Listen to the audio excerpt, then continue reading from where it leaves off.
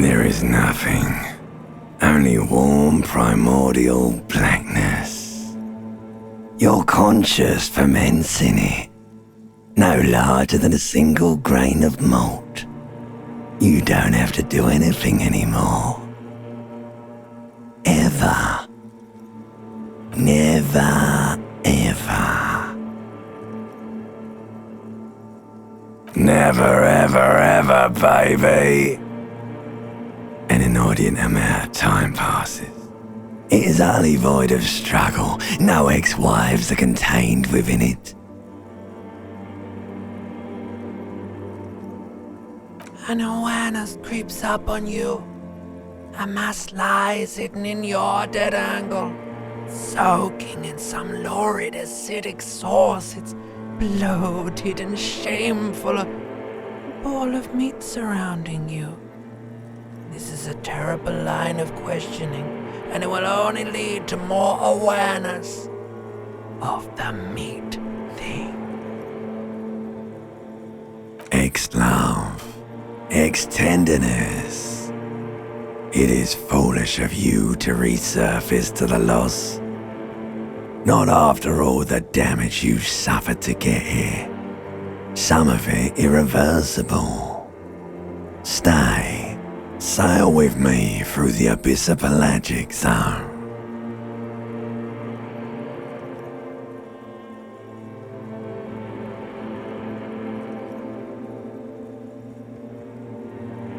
Alright, nothing down to fuck all, borough.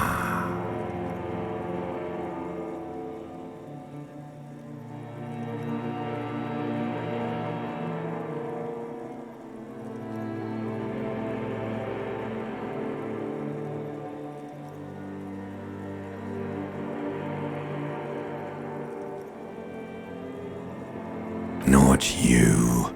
Your days of giving a shit and being that type of animal are over.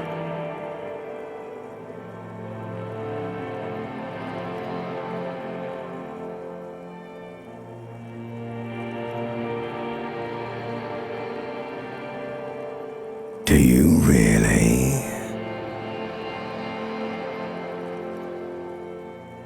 You wouldn't like it if I told you what was back there. Why'd you think you had to bludgeon yourself into oblivion? Or did you not sense yourself marinating? Poured so much on yourself, got a bit carried away, did we, Chef? Fear and apprehension. You should ask what's out there first.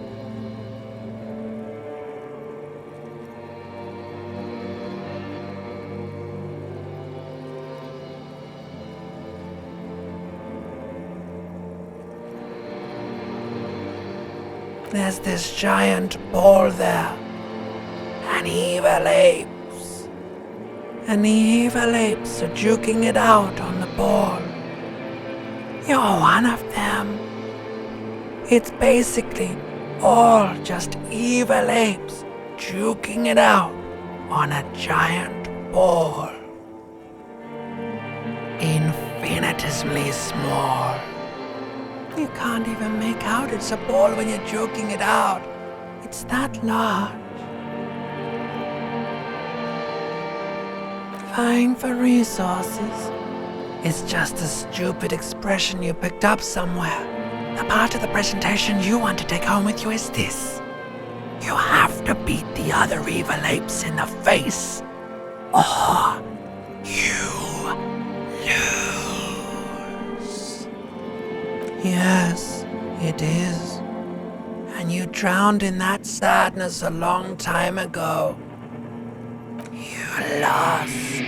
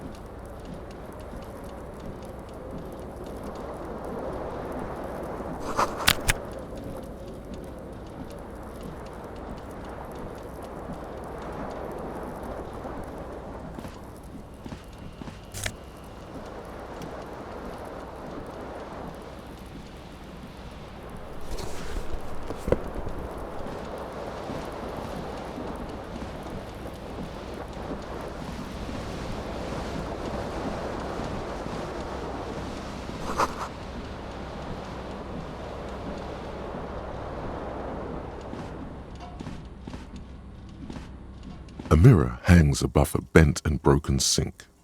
In a fierce discharge of masculine energy, someone has ripped half the faucet off. Hot water sprays from the base and steam covers the mirror. You cannot see yourself, just the outline of a man. Suddenly, you realize you have no memory of the face that awaits you there, underneath the soft vapor.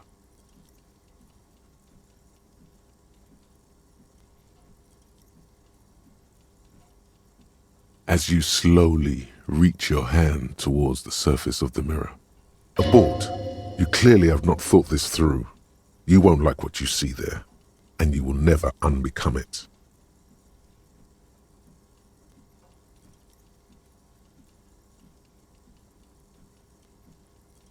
Yeah, there is definitely something wrong with it. Where to even begin? There is the bloatedness, then the swollenness. It's like there's an upholstery of alcohol underneath your skin.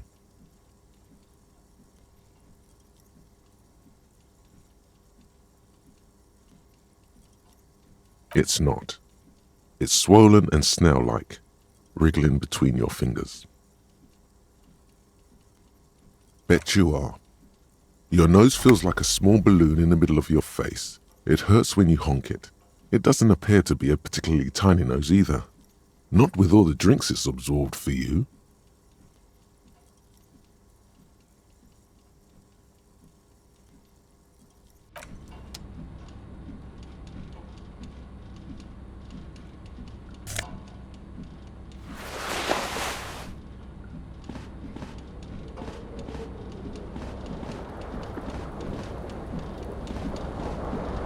You hear a jingle. Keys are clinking in the pocket of your flare-cut pants. It says, whirling in rags, on the aluminium keyring.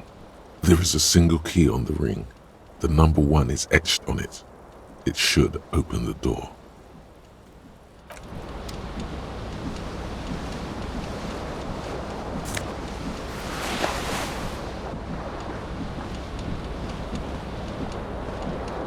This fan has 2 chain pull switches. One ends in a tiny fan, the other in a light bulb. A truly horrific necktie has somehow attached itself to one of the blades. Or has it been consigned there as punishment? You feel as though this creature is your friend and wants to reattach itself to your neck so that you may continue your adventures together in this strange world.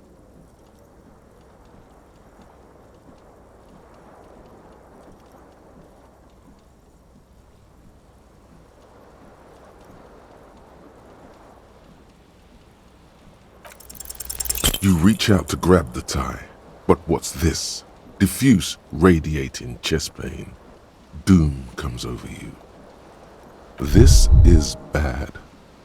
Feels like sharp stones grinding in your chest and keeping you from moving. For quite a long time. Still ongoing. Now is a good time to start worrying. Finally, the pressure recedes.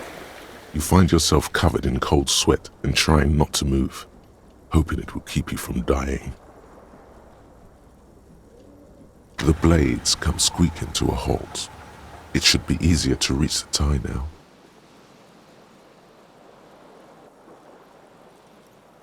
A terrible mistake. Turn the lights off immediately. You can practically feel the photons burning a hole in your brain. It's just a little hangover-induced photosensitivity. Don't overreact.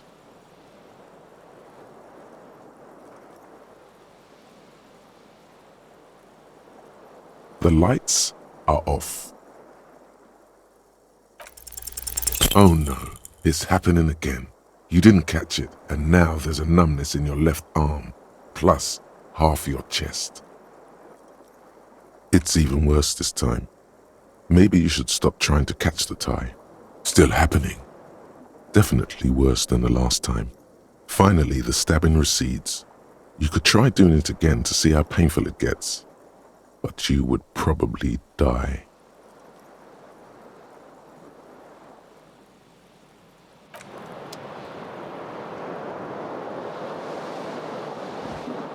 The window stands broken in its frame.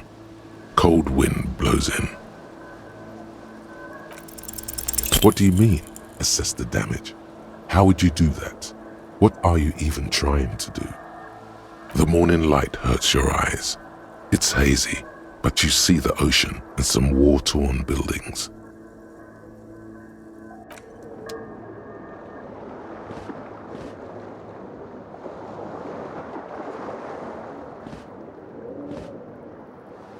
This fan has 2 chain pull switches, or has it been consigned there as punishment?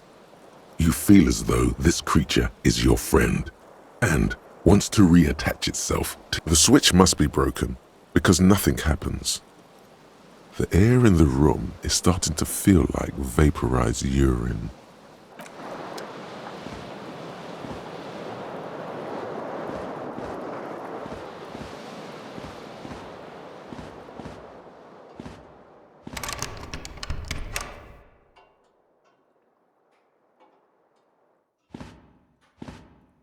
A mirror hangs on the wall, covered in steam. You cannot see yourself, just the outlines of a man. Really, all recollection of the person you are, the people in your life, and even the world you're in has drowned in a sea of blood alcohol. This was no mere night of drinking. It was a deluge of world-ending proportions. As you slowly reach your hand towards the surface of the mirror, abort. You clearly have not thought this through. You won't like what you see there, and you will never unbecome it. Behold. You have no idea who this thing is, do you?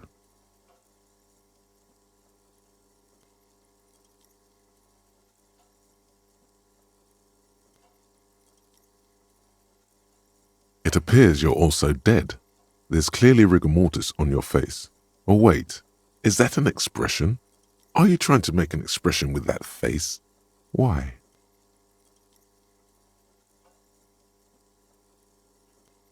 Please stop. It's horrible. You're scaring yourself.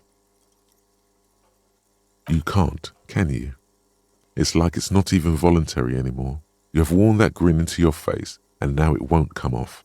What does it even mean? What is the emotion you're trying to convey?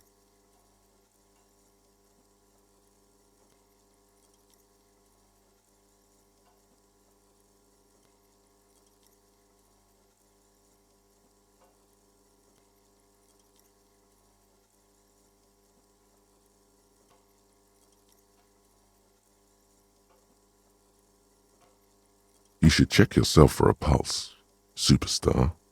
From here it looks like a cadaverous spasm. Getting clever appears to make the expression even worse. Now it's mixed with smugness.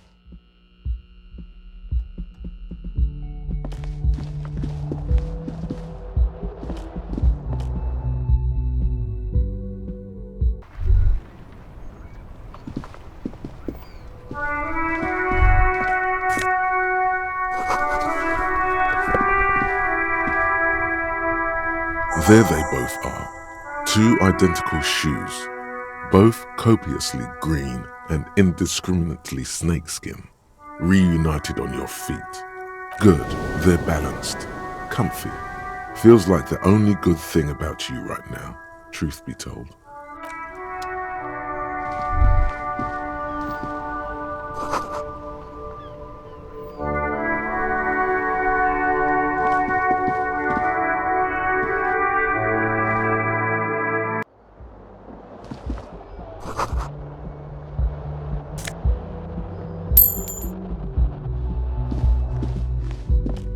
Hello, officer.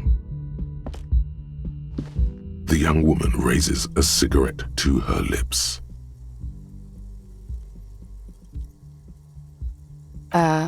No. There's only one solution to this. You're a businessman.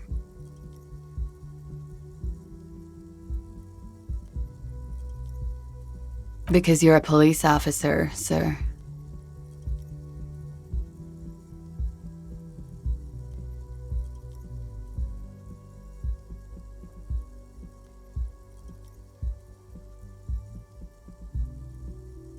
I am, yes. Unless you've been feeding us a set of very well-rehearsed lies all this time. You've been here for 3 days, on official police business, no less. Couldn't say. In truth, so far, mostly drinking.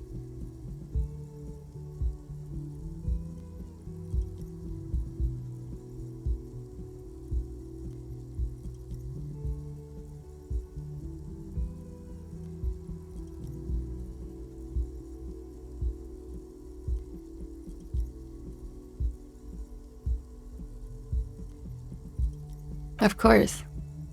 Be careful, officer. They don't like the police around here. She looks back at you, a light glinting off her eyes. Goodbye.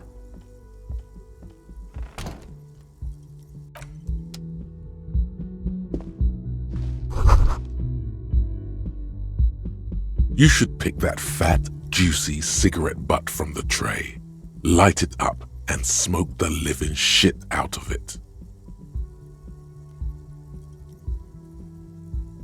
Who knows what you are?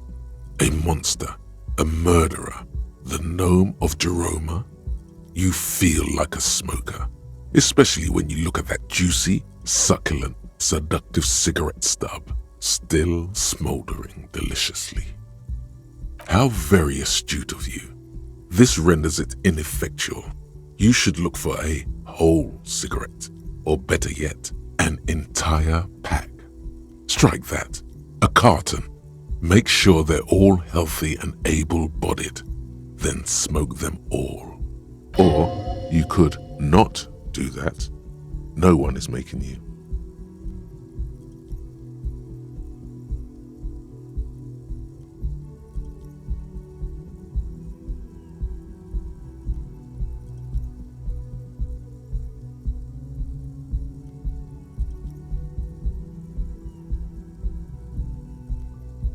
Good. Thinking about yummy cigarettes in your mouth is the next best thing.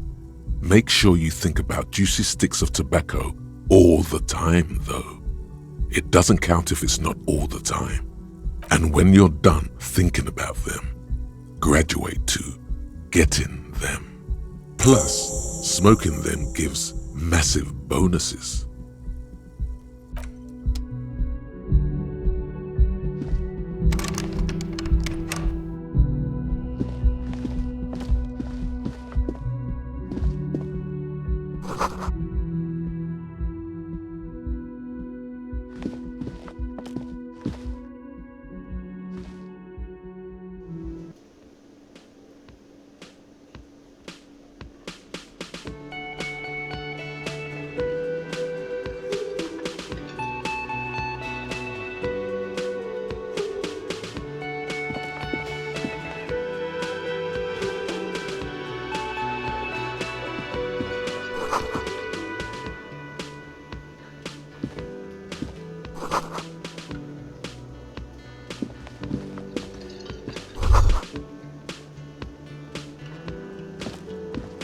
You should totally sing karaoke here, the first chance you get. Your emotions need to be expressed. People need to know your vast, oceanic soul.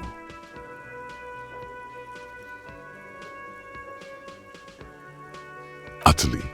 And it needs to be heard through a PA system by other people, whether they like it or not. Ram it up their ears, says your adrenaline gland. Violently express yourself.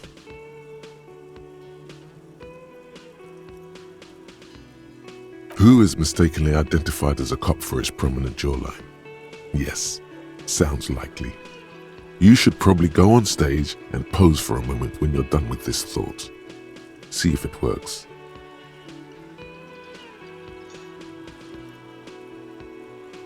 Who is mistakenly identified as a cop for his prominent jawline? You have not yet stumbled on the right lamentation, but it's out there. It'll come to you. You will wreak havoc with it. Don't worry.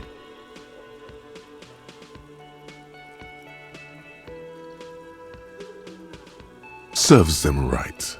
Wipe that smirk off their face with your sad, tragic song. Who's laughing now? No one. You have to find something tragic to sing first, though.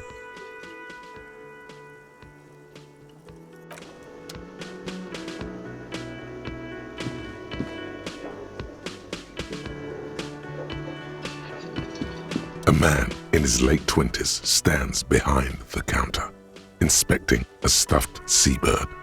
As you approach, he gives you a sideways glance, then looks down again. That was disdain in his eyes. Even now he is purposely ignoring you. Looks like he's not a fan.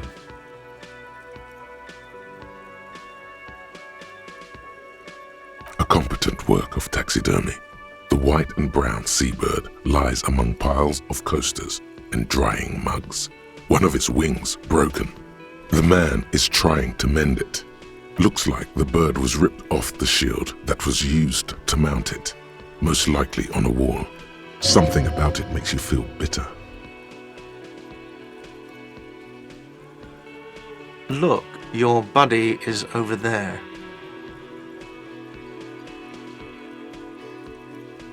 Why don't you go and talk to him, okay? He pretends not to hear you, concentrating on the bird instead. Oh no, you're a hero. A real hero cop.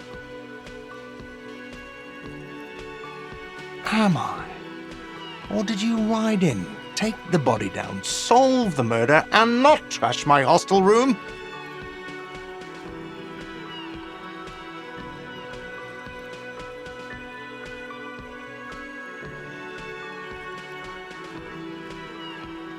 You're right, you didn't, and it's only taken you 3 days not to.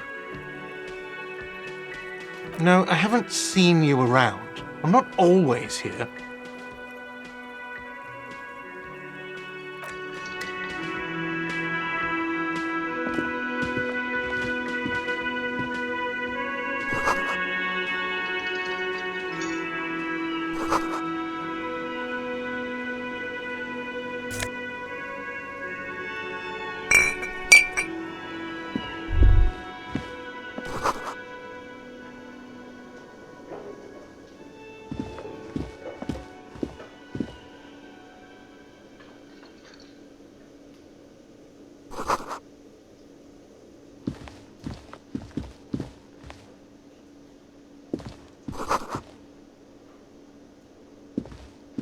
Hello, sweetie. You shouldn't keep your colleague waiting.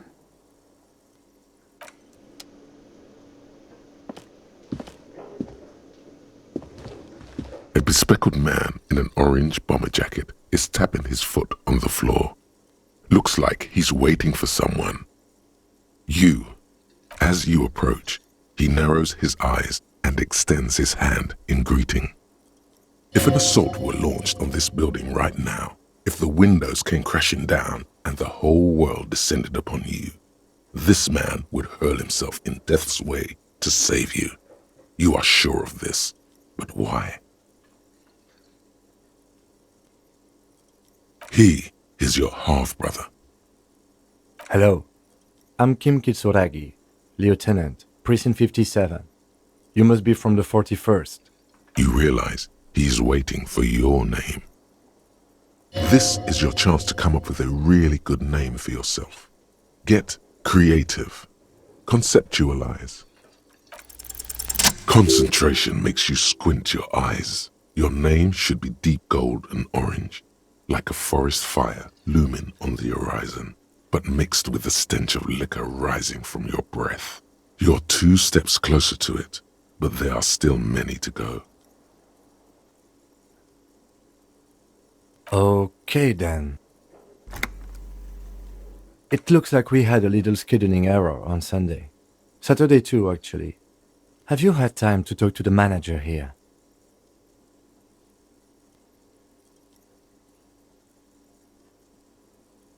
If you don't mind, we should talk to him again. Ask him for a rundown of the area. Now that I'm here as well. I understand the scene is out back, right? It also wouldn't hurt to assure him the police are finally here. In full force, I mean. Have you mapped out the initial interviews?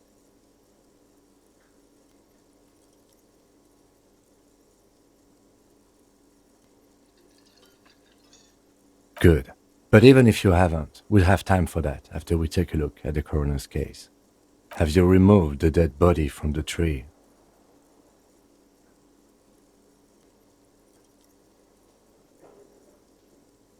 Mm-hmm.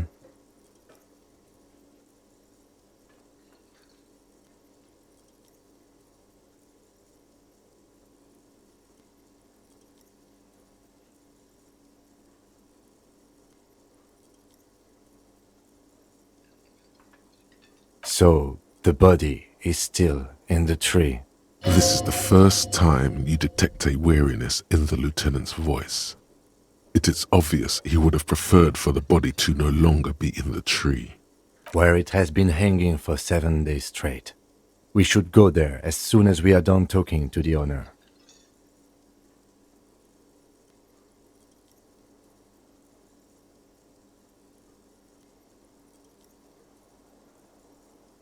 After you, officer. If you're about to embark on an investigation, shouldn't you have a badge? You mean you don't have a badge?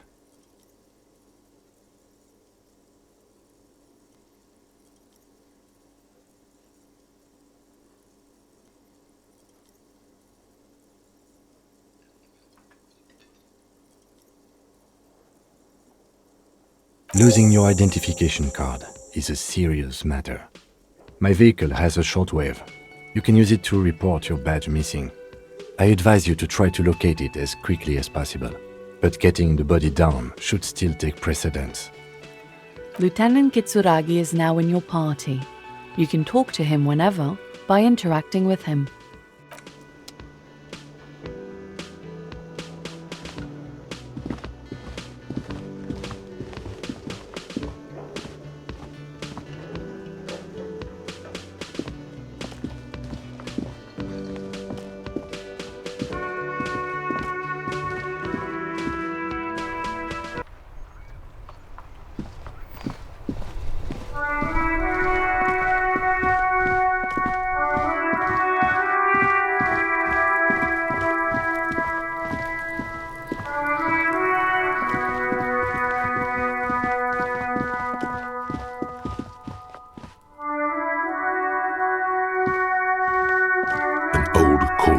With a matrix of push buttons lists all the companies in the East Delta Commerce Center.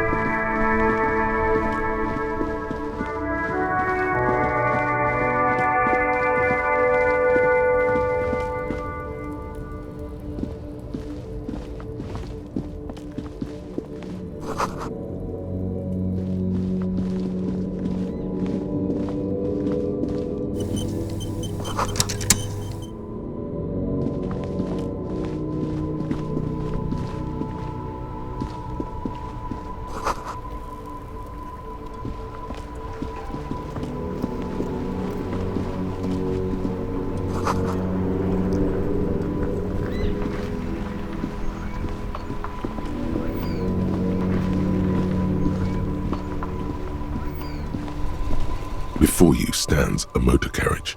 The bodywork is covered in blue and white livery, bearing the number 57. Vapor emanates from the large engine on the back of the vehicle. It hasn't had time to cool off yet. In the cabin, you are welcomed by a set of steering levers, a radio microphone on a hook, a pull-out toolbox under the seat, and the soft glow of the fuel preheater gauge.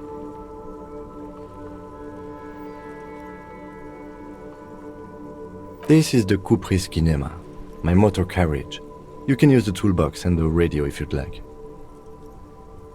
Motor carriage, motor carriage.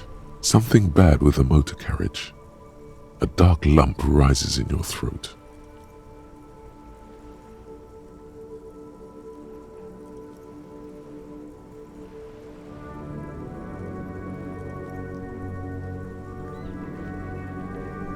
Nothing. It's probably nothing. Forget I brought it up. Please proceed with the carefree lollygagging.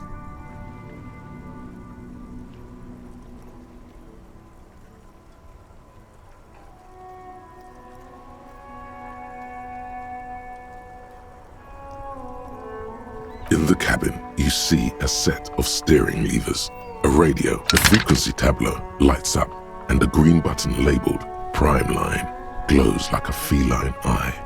And then you hear something. The soft purr of electrical kittens, radio waves cast far and wide over the metropolis. A woman's voice greets you through the static. This is Precinct 57. Hello, Lieutenant. How may I assist you? Hello, Alice. Please assist our colleague from the 41st Precinct here. I'm putting him on.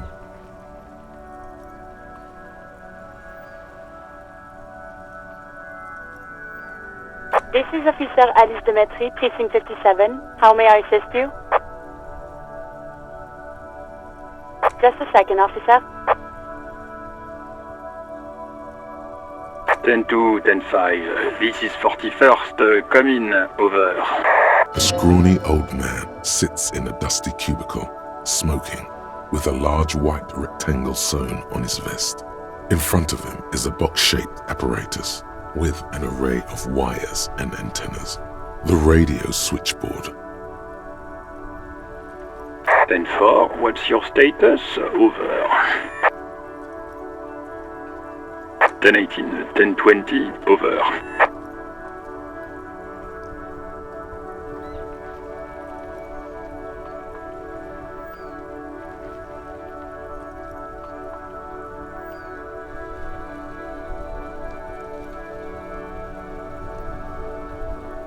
Ten 18, 10 20, over.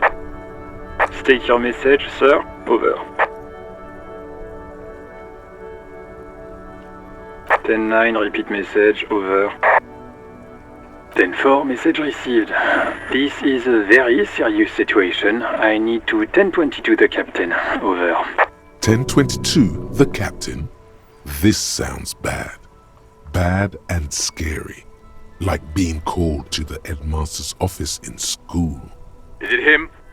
What does he want? Says he lost his badge and needs to report it. He what? He lost his badge?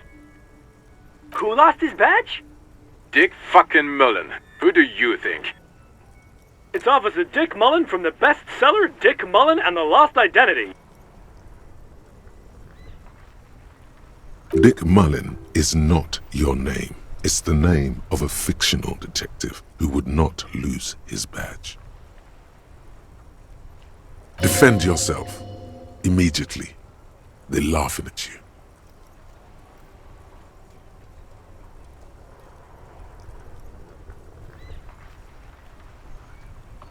Ten 4, I hear you, officer. I'm just going to make a note here that you are in pursuit of your misplaced badge. Over. Fuck me! Mac, come here! You've got to hear this. Dick Mullen lost his badge. What's going on?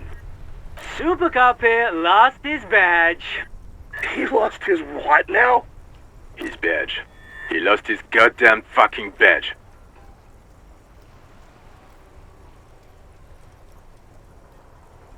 Ten 9, come again. I didn't get that. Over. New heights even for Captain Sober.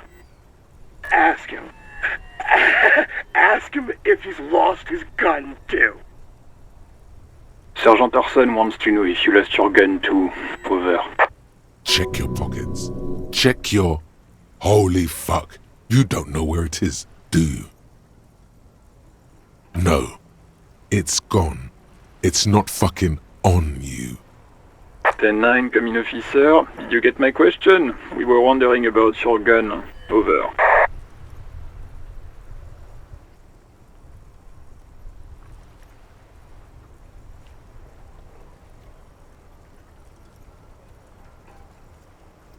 10-1, you're breaking up. 10-9, repeat please, over.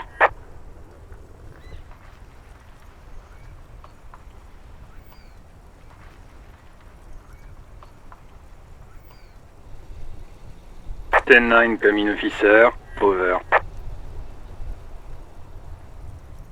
Come in officer, 10-9, repeat message please. Did you misplace your firearm? Over.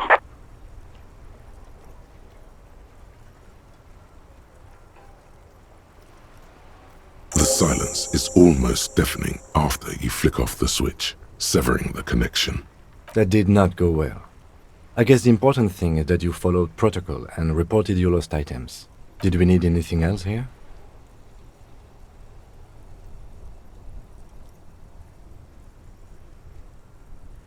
A metallic drawer slides out from under the seat and clicks into place. The tools inside are neatly organized. Take what you need, officer. It's going to be a long case. I'm not protective of my tools, like some men are. He's clearly a little protective of his tools. But what can you do? Work is work.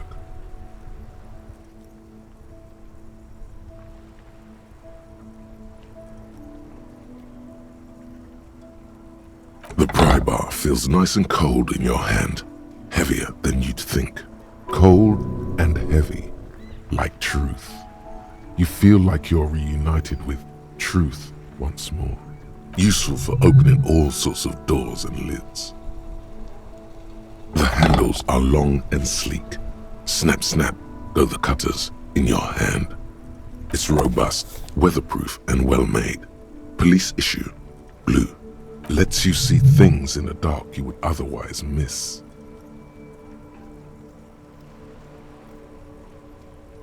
The pull-out toolbox slides back into its nest. Preheater gauge casts a warm glow on the steering levers and the radio on its hook.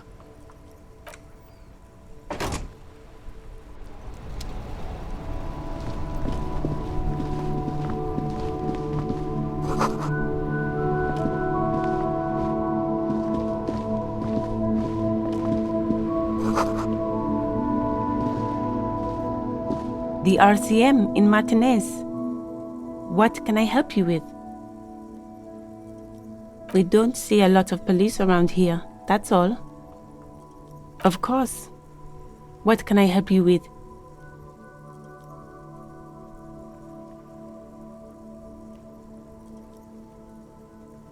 Excuse me? She's uncomfortable. Maybe you should drop this line of questioning.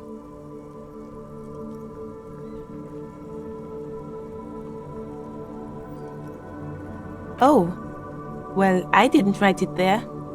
I'm just sitting here. Okay. Since the street sign's messed up? Okay. What do you need? What do you mean? Yes, sir. District of Martinez. This intersection is called Roundabout North. He knows where we are. He just wants directions.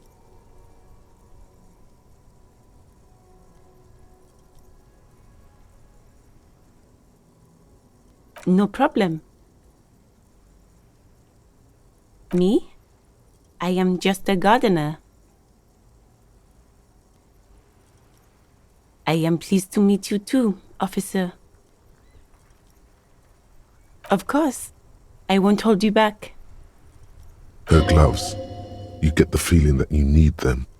You have a dead body to deal with after all.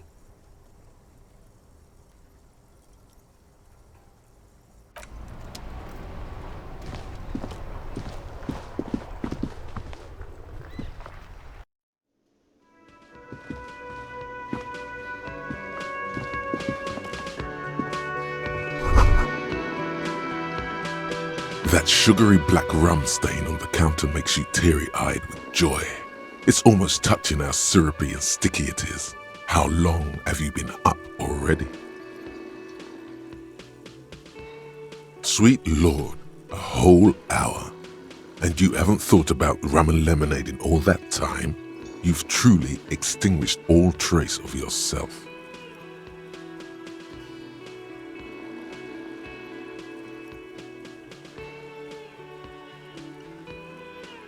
Maybe you haven't turned out well for your drinking. Have you thought about that? Get a goddamn rum and lemonade into yourself, boy. Or better yet, lick that stain off the counter. What happened, man? You used to be cool. Go get your boring normal person drink then. It would go well with those cigarettes. That's a great combination.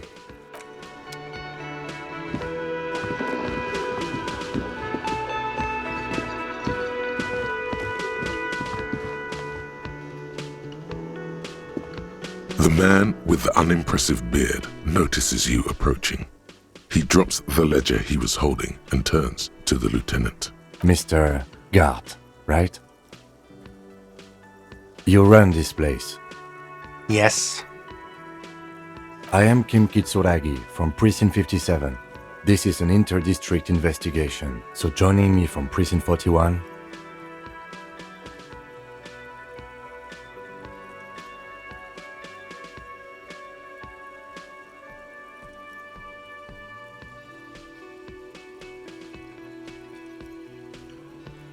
Are you kidding me?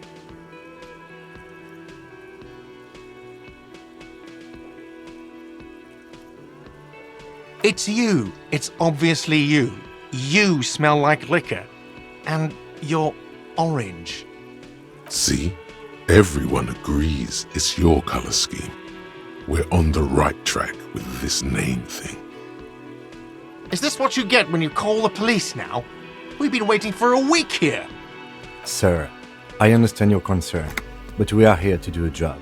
And for us to do it, I need you to stay calm. Yes, of course. For a moment, the man fidgets under the lieutenant's gaze. Then he gives in. I know it took us a while to arrive at the scene, but it also took you a while to call us. It was you who placed the call, correct? No, I only just got here. It was probably Sylvie who called you. She usually works the bar here. I'm only temporarily taking over her duties. Do you have her number? As a matter of fact, I do. You said you just got here. From where? Are you a local? What, of Martinez? No, I live in Jamrock. I only sometimes come here to keep an eye on the place. This is just one of the many cafeterias I manage. But you still know your way around, yes? In case we need directions. Yes, I know where some things are, but as I said, I don't live here. I just used to work here. And I'm not going to start working here again, if that's what you think. I didn't imply that. Detective. I have everything. You?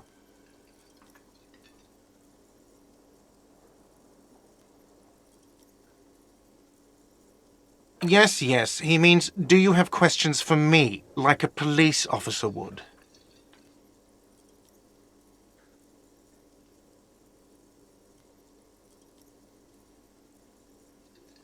Behind this building, there's a courtyard. They hoisted him up on a tree there.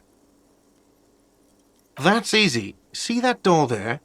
First you exit through that. Then, to your right, you should see a big hole in the fence. A really big one. You can get to the courtyard through there. No need for the keys. The hole is big enough for the Franco-Nigerian cavalry to fit through. Does he want you to feel guilty of making that hole? It's implied in his voice.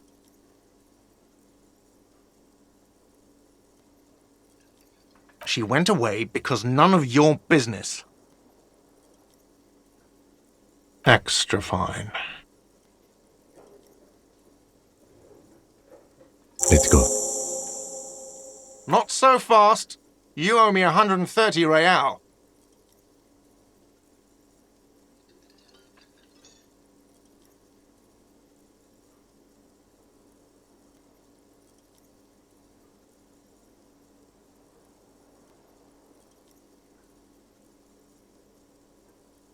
Oh, excuse me. You owe me 130 real. The IIR or Interisolary Real, is the global reserve currency. Whatever part of the world you're in right now, it's safe to assume he means you owe him some money. Wow, you're a genius. Yes, that's right, money. You owe this establishment 130 real.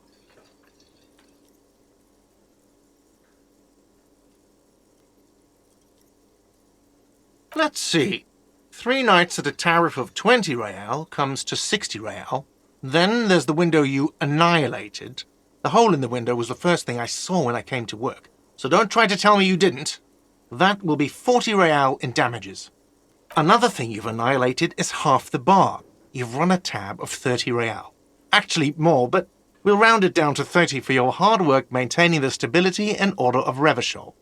That's 60 plus 40 plus 30 equals 130 real.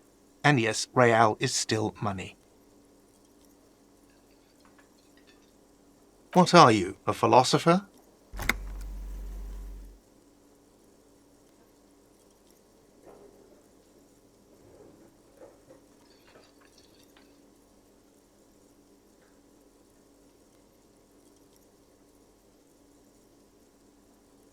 Money is what grown-up people use to pay for things. Things like this hostel room or 8 bottles of potent blend and 9 packs of Royal Extra.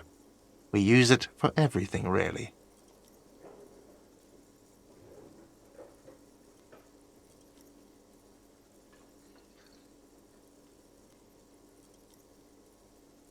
Are you serious? From your work? I don't know. You can take bribes, I guess. I'm sorry. I don't think cops can take bribes. Some do take recompense, but only to survive. Yes, it is. No, you see, that's 40 cents. Cents are a form of currency 100 times smaller than the real. I'm not even going to take this. Come back when you have 130 real. It is. For a moment, his antipathy is overcome by compassion for the sheer smallness of the money. He demonstratively suppresses a world-weary sigh. I'm sorry, but he has to pay. I can't let him stay here any longer if he doesn't. If he doesn't have the money by tonight, then... Officer, maybe you're better off working this from home for now. You live in Jamrock, right? It's not that far away.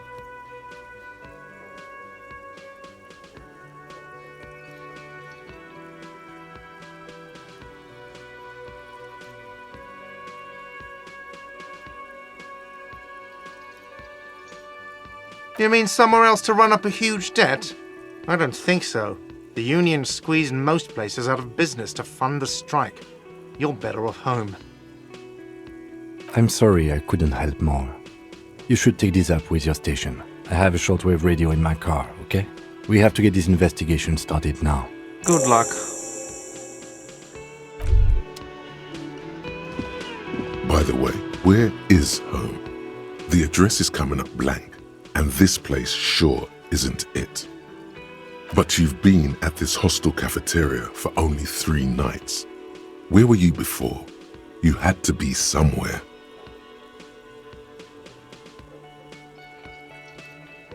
You don't really know, do you?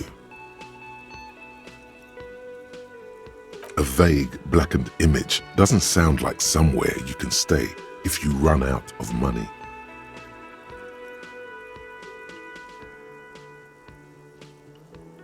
You can try. Run some addresses in your head when you get the time. Maybe a street or an apartment will appear.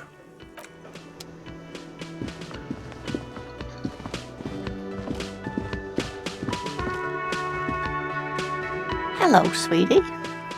Wait, who's Sweetie?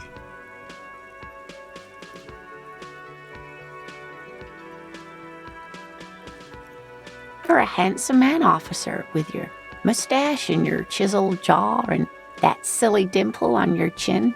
But dear, you're not for me. I'm too old and too married besides. In another time and place, she might have flirted back, but that ship sailed long ago. You must forgive me. I'm getting so scatterbrained. I completely forgot to introduce myself. I'm Lena. My husband Morel and I are staying with our friend Gary just down the street, but I come here for tea when they're away. This Lena is wacky enough for the motley crew. Hire her on the spot.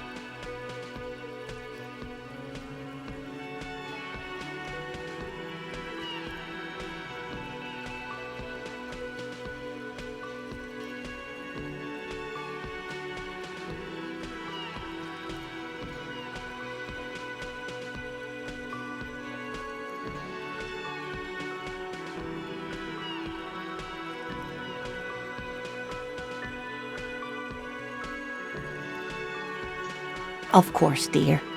Good luck with your case.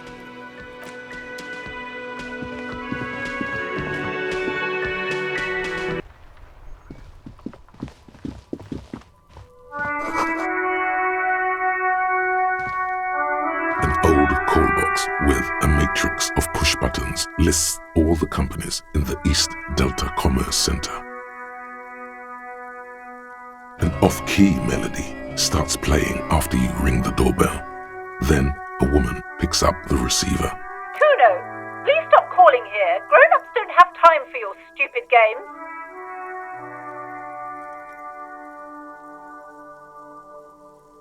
Please don't do that.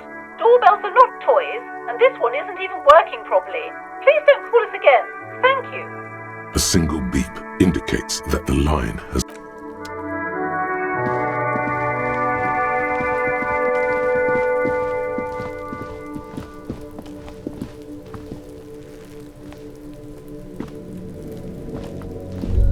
There are several footprints in the mud, left by work boots.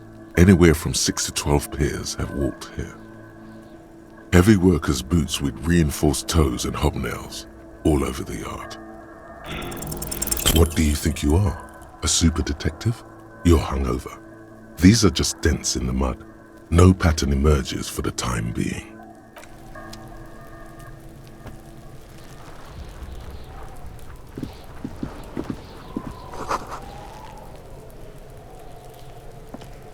The corpse looks at you with bulging white eyes. The face around them does not look human. It's swollen and ready to burst. His lips are fish-like and his tongue like a ball gag in his mouth. You seem to be holding your breath. A cargo belt twists his neck at an unnatural angle. The body below appears stiff. It's letting out an ungodly rot. The smell seeps in even through your clenched nostrils. Active decay. It's okay to throw up, officer. No one is judging. He's about to blow! Cop's gonna blow, Kuno!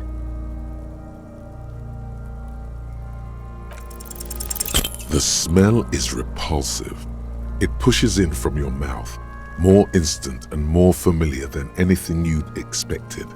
More fever than odor.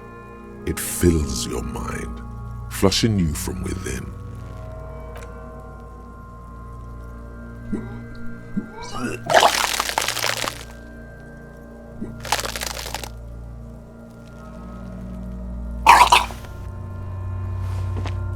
You feel a great force ringing from your stomach. Your body curls and pushes it out, burst by burst, until a pool of vomit lies under your feet and your throat stings from the stomach acid. It's okay. Happens to everyone. Keep it. The hangover is clearly making this worse for you. You could use some ammonia to clear your head. There is Frit nearby, east of the hostel. They usually have a small apothecary. If they don't... There's a greenhouse here, and a gardener with a wheelbarrow on the corner of the whirling in rags. If she works here, she might have something for the smell. Acquiring ammonia will provide a modifier to the white check. Modifiers make checks easier and allow you to retry them.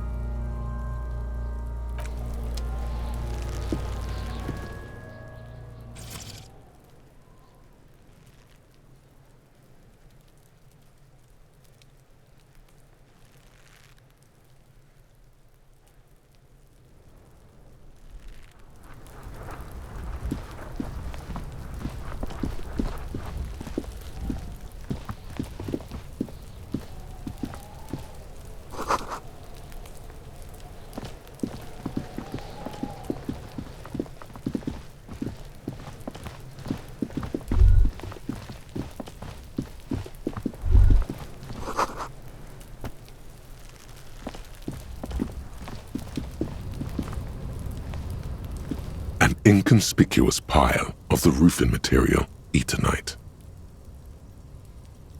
It's nothing. Someone just left some roofing material slanted against an old shack. Because there's a secret door hidden behind the panels of Eternite.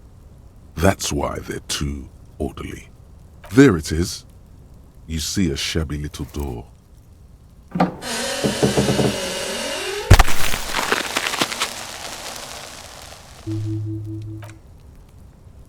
What is this then? A tool shed? Let's investigate.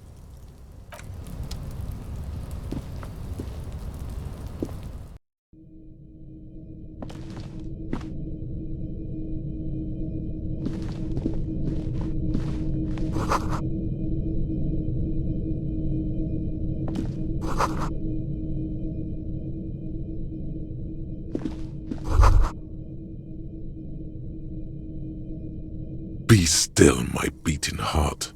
It's amphetamine, sweet amphetamine.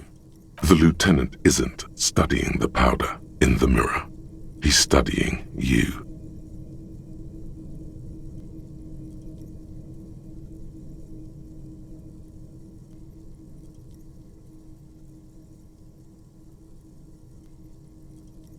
Perhaps not. This is below our pay grade, detective. However, see that ladder there? It's probably another way into the industrial harbor, no? A secret path the local kids use.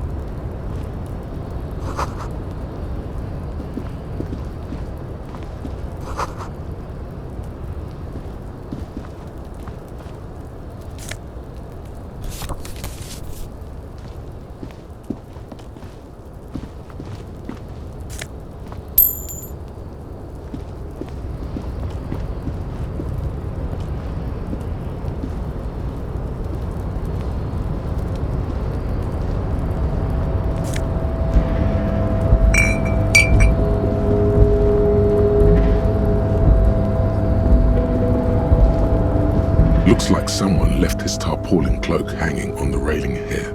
Man down, a trooper has been left behind the enemy lines. You could swear it's more of an instinct than anything else, but you know it's a cop's cloak. Yes, it's probably yours. It bears the RCM insignia, and you have a habit of being careless with your equipment. You could probably make the jump. You look like you've done some track and field in your day.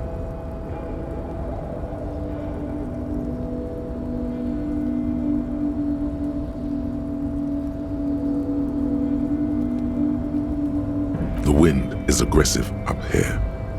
The lieutenant looks at the enormous crane towering in the distance over the container yard.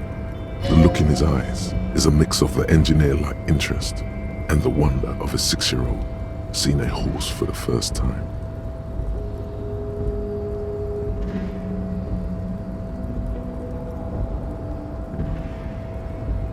Yes, that's one way of putting it. It's certainly an impressive achievement of engineering. But I digress. We were focusing on your cloak here. The cloak? I do think it's yours, yes. As to whether you should go for it? Well, it doesn't seem too dangerous. 2 meter stops. Whenever you're ready to do it, I'll be right behind you.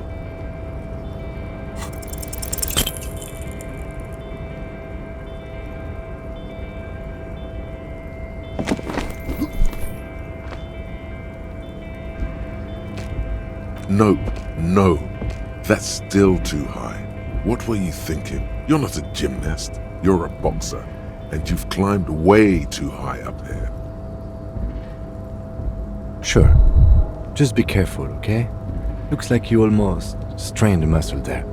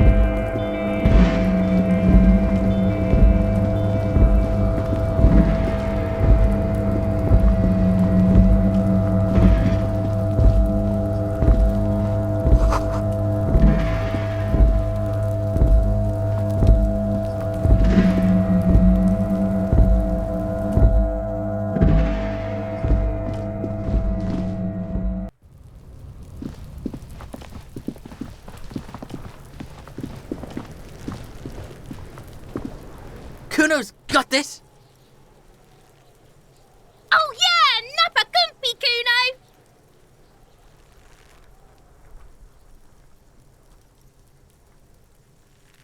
Right in the dick, Kuno! Get him right in the dick! Love it in the dick! The boy is sweating profusely. His eyes are like two black holes and his jaw is twitching as if trying to break free from the empire of his body. The kid is obviously high.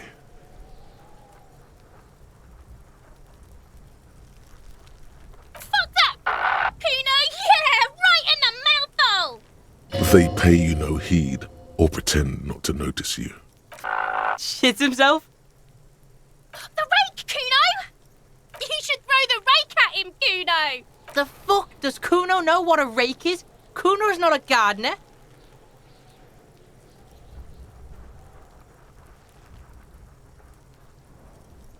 Alright, entertain the Kuno. Show me what you got. What you got there? What you got, huh? Show me what you got. Shitload pig. What's your question? Don't tell the pig shit, Kuno!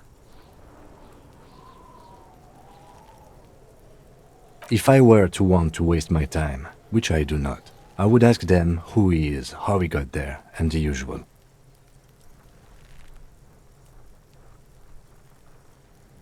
You have no idea what the usual is. Just ask whatever comes to mind. Kuno's fuck imp. Kuno uses the fuck imp for target practice. End of conversation. Very strong. You should be this stoic.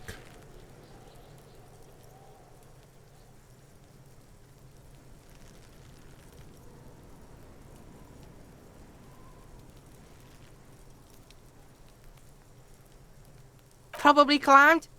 Kuno was busy down the road when that shit went down. You heard Kuno? Kuno wasn't even in Martinez. Kuno wasn't in Revachol. Kuno wasn't regional. I don't know. Some fucking Mesk or I don't know. Some other place. Night City. Kuno was in fucking Night City. Kuno gives this info out on a need-to-know basis. And you don't need to know. Kuno didn't smoke the gimp, if that's what you meant. Just a couple of pigs sniffing around in the dirt. That seems pretty fucking suspicious to Kuno. Yeah, you tell the faggoty, Kuno! You're testing Kuno's patience here. Get lost,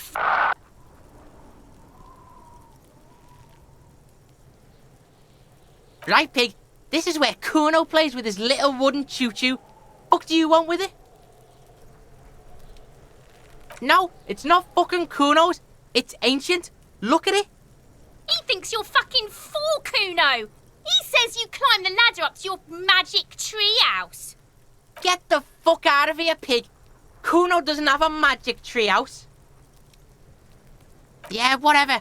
Kuno doesn't give a shit.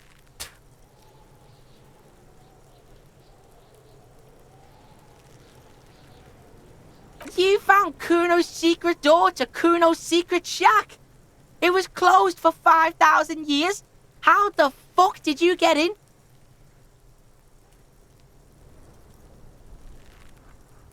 Shit. Get the fuck out of here. You can't do that. He can't do that, Kuno. He's trying to fuck at you again. Pigs can't displace. Can't do that teleport shit. How did you like it in there, pig old boy? Kuno's got a lot of cool shit there, right?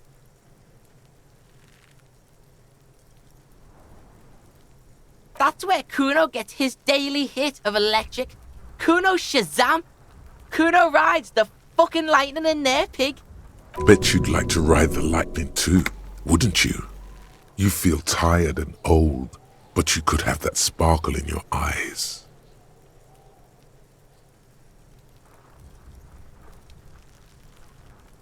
It's a vitamin, pig. Don't you know anything? You could use some. Yeah, it's the mag. You fucking need that shit to stay on top of your game. Kuno goes through like a tube a day, rips mag like a motherfucker, and you could use a battle. Oh, don't teach him, Kuno. He's gonna use it against you, Kuno. You're not getting this, pig. It completely takes away the hangover. It's like you didn't do anything. Like you stayed home playing with your choo-choo. Fuck you, pig. Don't do mag. You're gonna OD and you're gonna fucking die. Oh, that? Kuno decapitates pigs. That's just a Kuno demo tape.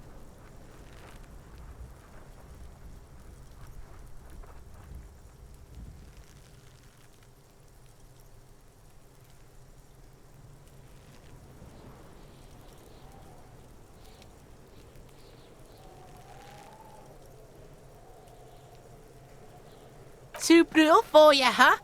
Kuno fuck your tongue off.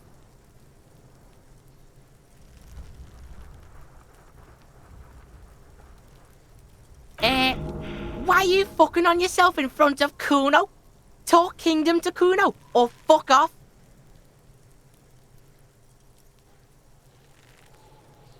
Is it? You got pretty fucked. Kuno's surprised you've still got your head after all that. Don't sweat it, drunk pig. Kuno will keep your nasty secrets. Kuno's not snitching. He's saying you climbed up there. He probably saw you do it.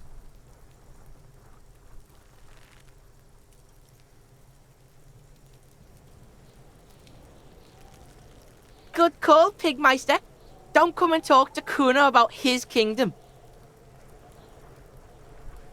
Kuno doesn't fucking care.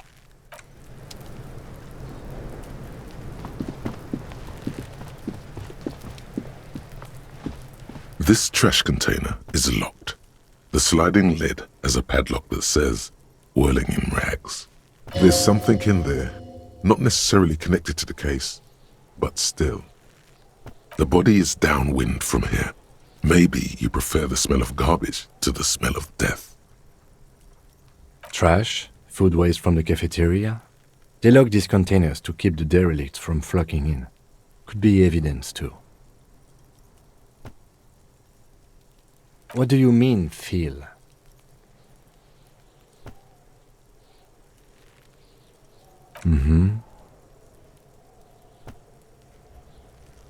We could try using a pry bar, the one you took from my motor carriage, or we could ask for a key from the manager of the Whirling in Rags. He probably has one.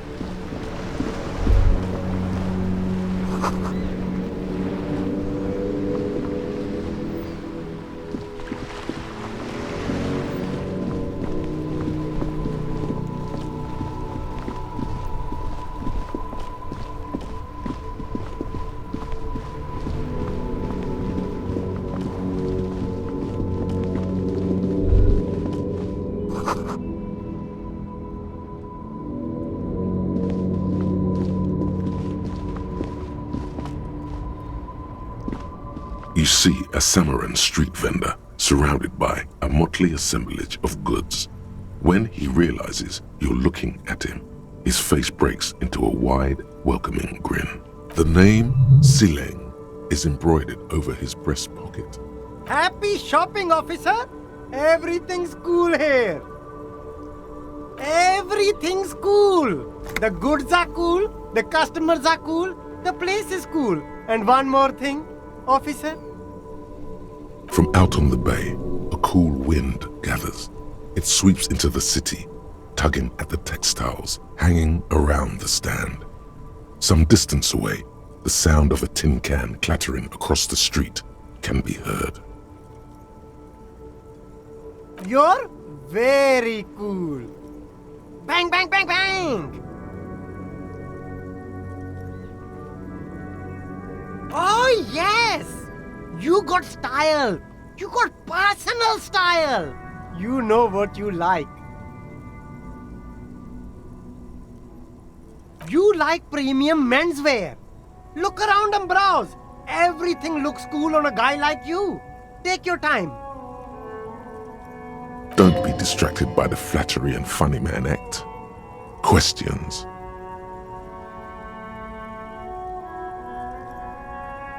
Only the coolest goods in Revachol. I've got sneakers, speakers, extremely comfy pants too. Try them on right here. No shame, only freedom.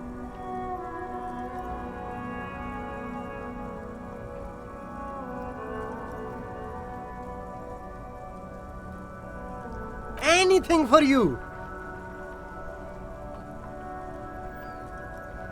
Me? It's a boring story, officer. Who cares about the past? I'm all business now. All Revachol. Very sharp, officer. I'm Serais from the Sigai province of the Serais Empire. The apricot suzerainty, you know? The apricot suzerainty is what the Sigai archipelago is commonly known as in Revachol. It's a bit of a fraught term, I'm sure you understand. No, apricots come from Sigai. My grandma used to grow them. But Sigai is a shithole. That's why I came to Revachol. Here's much better for an independent entrepreneur. Less laws. Speaking of, why not support an independent local entrepreneur? I send half my profits back to my grandma in Sigai. Well, if it's for his grandma, you should buy a lot of things.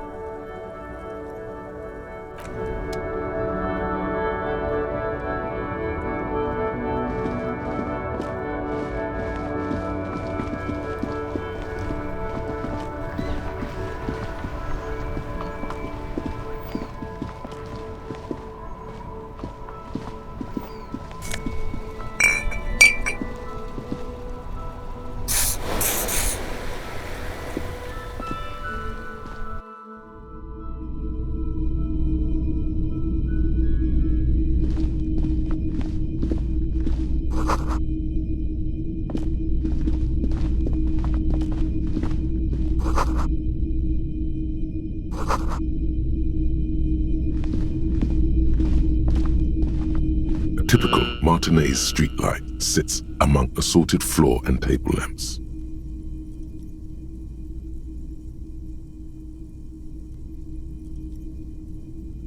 The light pole has been carefully cut, and the wiring has been redone and attached to a standard indoor plug. The light buzzes faintly, but persistently.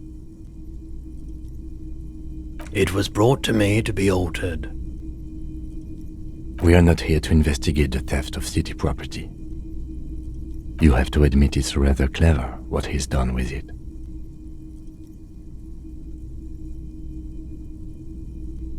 $700 real. A bargain, I dare say.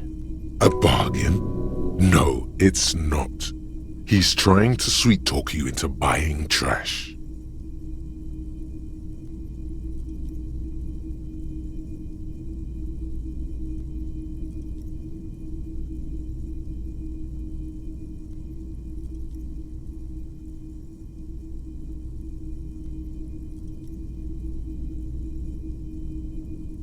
There's also the matter of rewiring, but the most important transformation is the light's placement among ordinary indoor fixtures, which has adjusted its morphological field.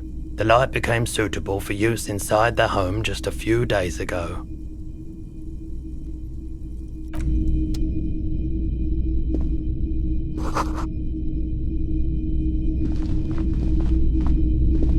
It's not often that I see officers from the RCM in my pawn shop. What can I do for you? His courtesy is not insincere, but he prefers being alone with his projector, just watching the movement of light across the walls of the shop.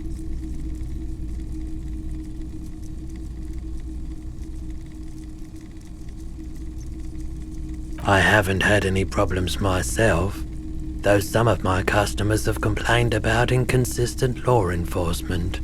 Who are your customers usually? All kinds of people come through here. Locals, travelers, people looking for a deal, people looking for a keepsake, people who are terminally bored. As you can see, I have a wide selection of goods for everyone to choose from.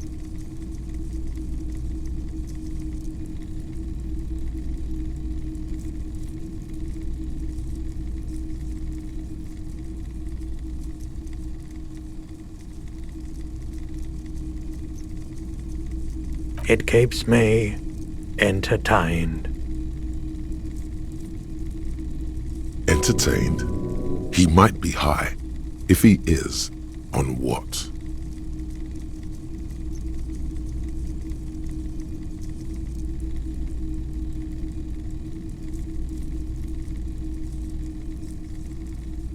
I doubt it, but I can try and answer any questions you may have. I do my best to keep my distance from all manner of butchery. Bad for business, bad for everyone. No one likes to see what you have to see every day.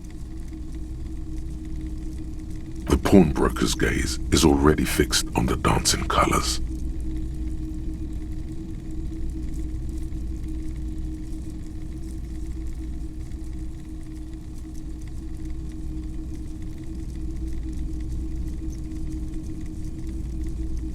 Someone else came here earlier today asking the same question. I promptly sold her the gun you pawned a couple days back. What? Sold? The lieutenant shifts from one foot to another, alert.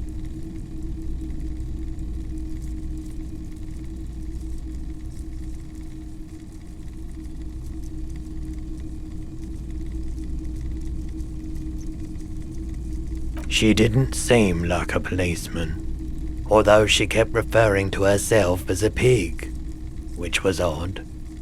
I found her interest in the gun a bit obsessive, but I was just happy to get rid of it, and of her. Truth be told, she was terrifying. Right, so let me get this right. You sold your sidearm, issued by the citizens' militia, and now a civilian is running around the streets of Martinez with it? Miraculously, his face does not reveal what's happening inside.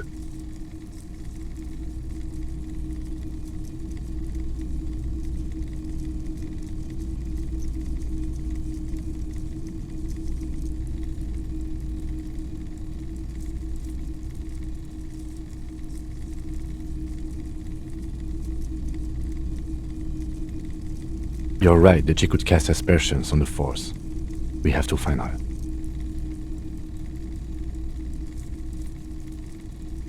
Of course.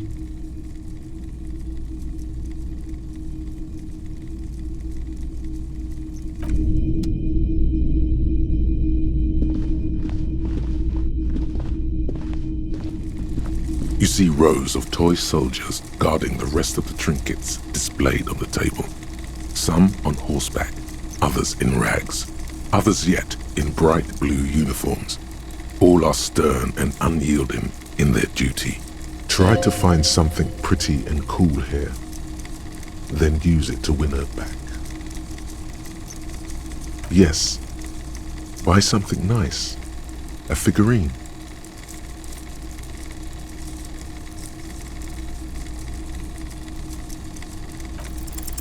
Everything you pick out seems faded, chipped, and sad somehow. Most of them are just broken toys.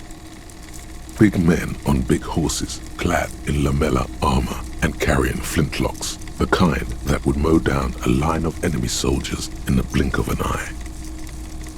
Franco-Nigerian knights. I used to be very serious about these guys. A long, long time ago. They're not all blue.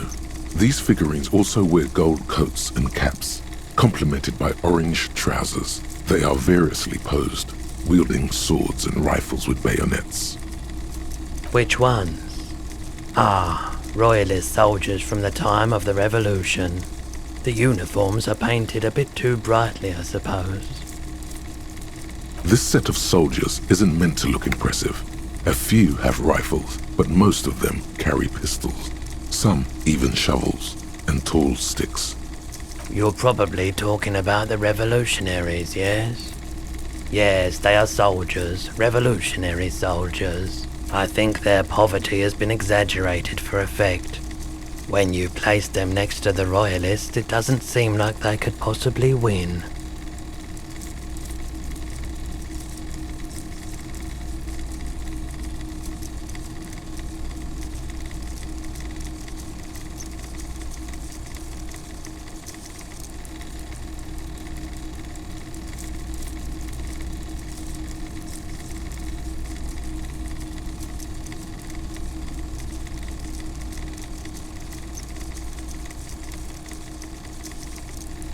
I don't like either set very much, to be honest. But there are many parents among my customers. He seems to have his own take on the conflict played out in perpetuity by these toys. Might be interesting to find out what it is.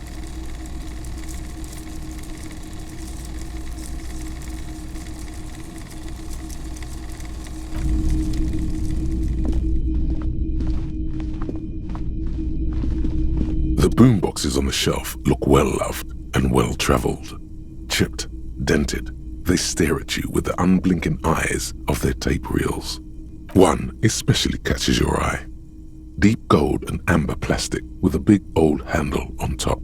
A classic boombox that says, Stereo 8 approved. This is you. Golden orange. A sunset suite. Just make sure it works before you buy it.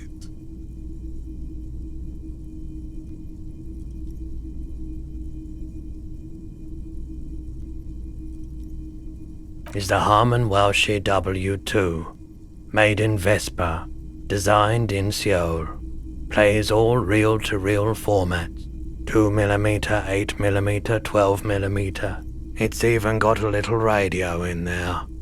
It'll set you back 12 real.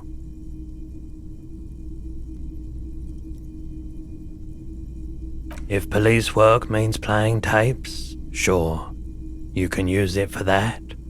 Or any other time you'd need to play a tape. Like a beach party, with sand and sun and seagulls dancing on the breeze. Theoretically, yes, but we don't have time right now. It's generally murder investigation first, then beach party.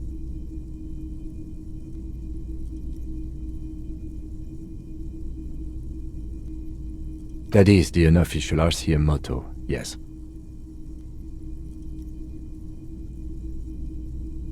Absolutely. I've tested each one myself with recordings of speech, found sounds and music from a variety of genres. Even though I don't really like music.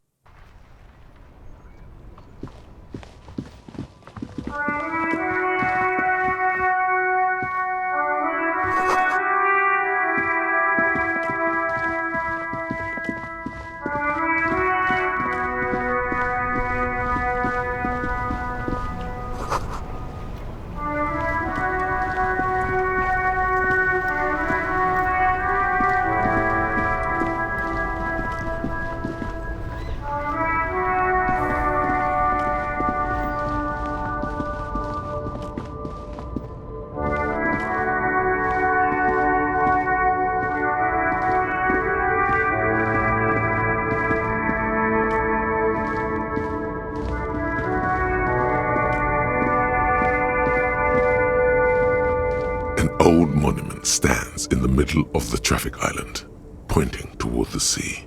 It looks as if it's been reassembled piece by piece, secured and mounted in the air with the aid of numerous ropes and rods. A silver plaque on the statue's pedestal reads, "I am Philip III, the Squanderer, the greatest of the Philippian kings of Revachol, son of Philip II, the opulent, father of Philip IV, the insane." What did he do? You have no idea what you did a week ago. How would you know what this guy did many centuries ago? High above you, the king stands triumphantly oblivious to your memory trouble. A silver plaque on the statue's pedestal reads, "I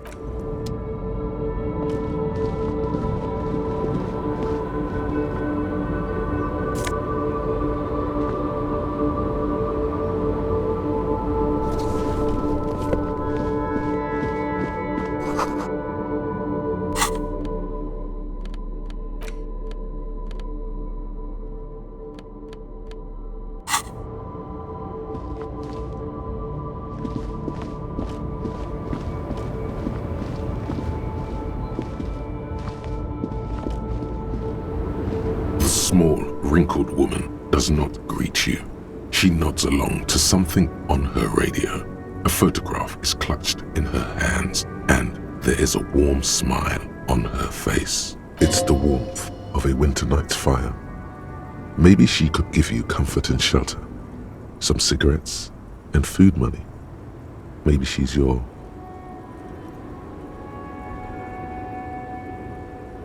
No response. Wherever this woman is, your words fail to reach her. Nothing. Her smile just keeps widening. Her hair is gray like lead. No, this one is a monster in disguise.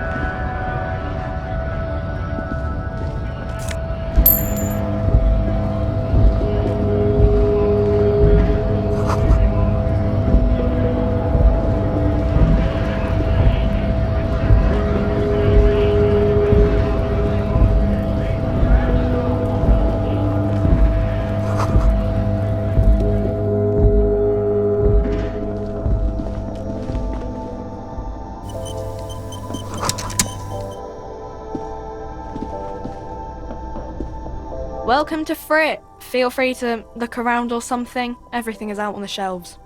What's that magazine she's reading? You mean this? This is Pop Stars. It's got, like, famous people in it. It's not for sale. Looks like it also has something called Police de la Mode, featured on page 34. This speaks to you.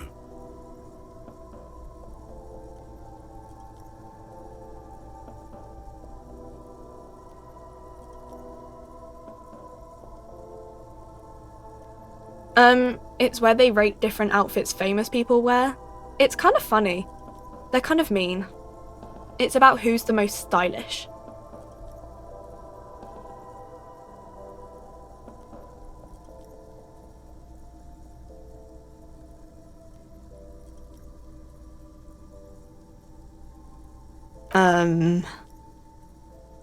No, I don't think so. We are not the fashion police. We're the real police.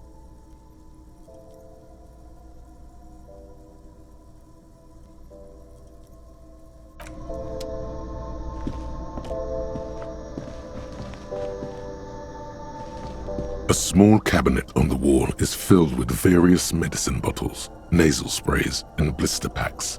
They all bear the Saint Baptiste Pharmaceutics logo. Just ask me if you need anything from Saint Baptiste. We don't stock prescription meds, but we do have Nosafed, Duramine, magnesium, and Hypnogamma.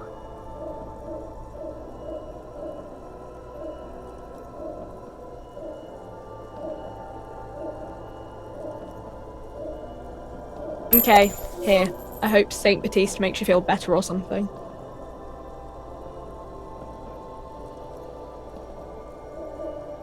Okay, here.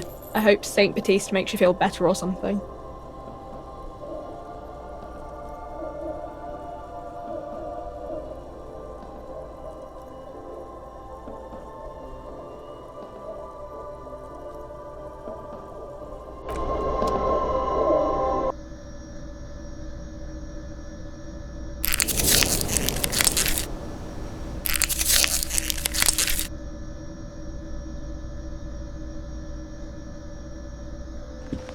The tear machine stands in the corner.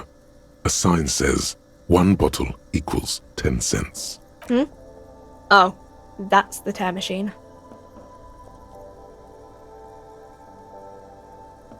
It's a machine for tear. You know, you find tear outside, like bottles or whatever, and put it in the machine, then it gives you money. You need a bag, I guess. We used to have some, but we gave them all out, so... Feel free to use it if you find a bag, though. I'm sure there are some out there. Somewhere.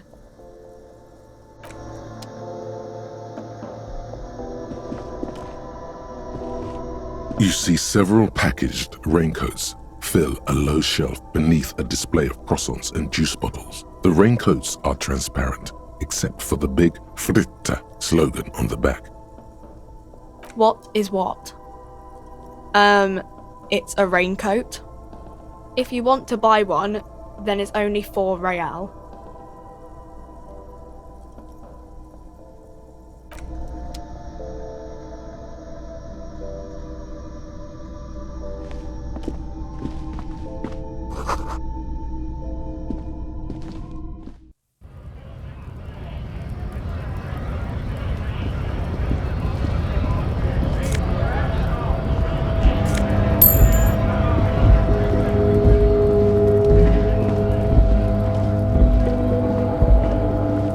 Welcome to Revachol.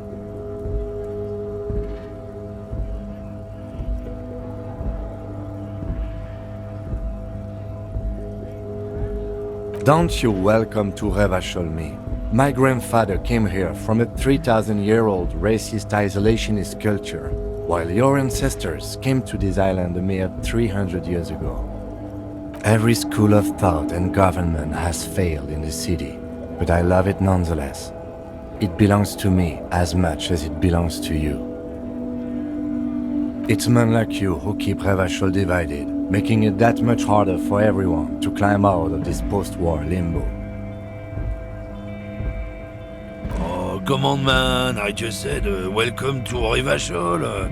It's a lorry driver thing. I know exactly what you meant. You think my kind doesn't belong here, that I should watch myself and behave. But you see, I'm an officer of the RCM. It's actually my job to make sure you behave. I would advise you to remember that. Silence. The air between them becomes tense. Your partner needs backup. Now's your moment to shine.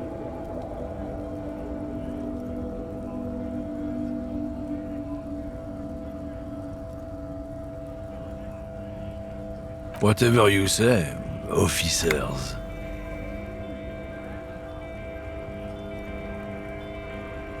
Oh, not much anymore. I'm here to pick up some cargo, but the dock workers are on strike, so it's a sit and wait on your ass situation. The strike? Oh, they've been at it for a while. A month, 2 months maybe. But this here is just the last week or so. Apples. Yeah, apples. I take it you had other questions? He's given you the runaround. Let's be honest, you were bested.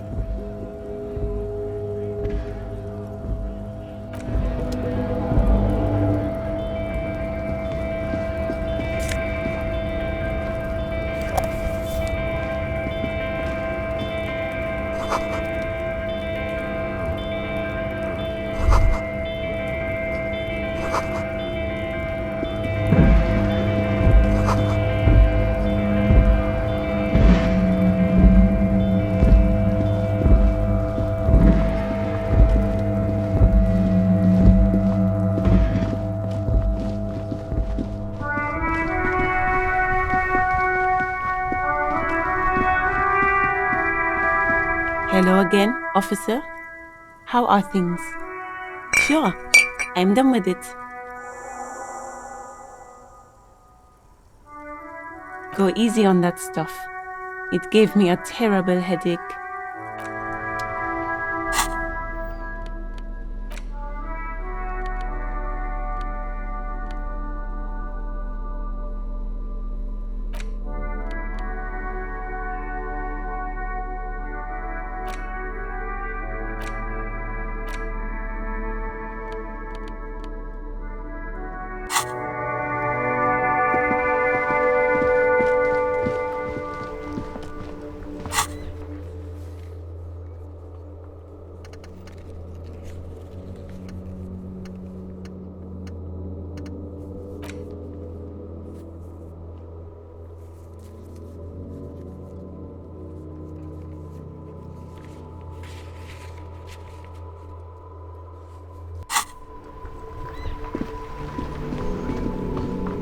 Hello again, officer.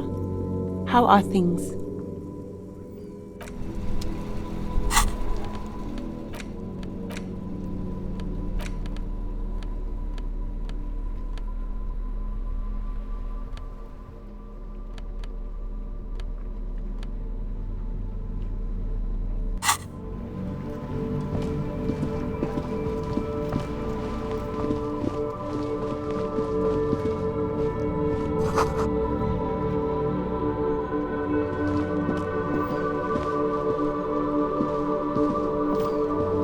This Postlavantore mail collection box has been heavily vandalized with graffito. A closer inspection reveals 2 bullet holes in the front.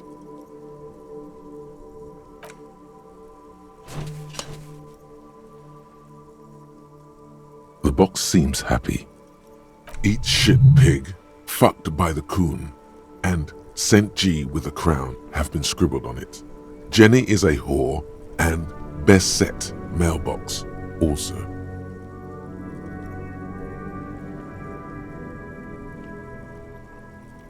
The mail collection box seems cathartic, thankful even. So do you. You shudder, then you swallow, and then suddenly you see it. Over all the other graffitos, someone has, using the tip of a very sharp knife, cut the words, Revachol forever.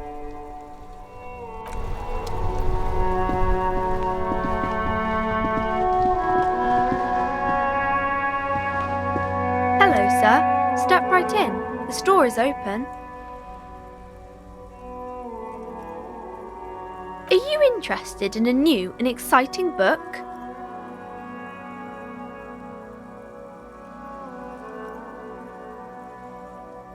It's a bookstore, sir.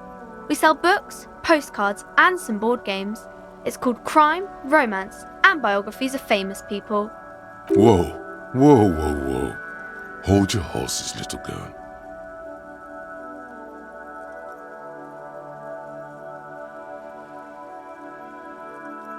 You're fooling nobody. Sir, are you okay? You've been standing here silently for a while now. Okay, sir. I'll try to answer any questions you have. I hope they're about books.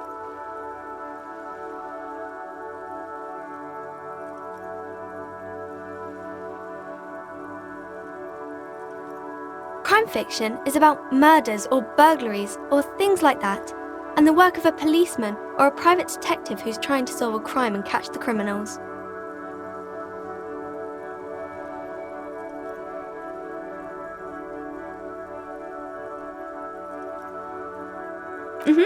And it's kind of like a puzzle too. You can guess who the criminal is or how the good guys are going to catch him. You don't look much like a policeman.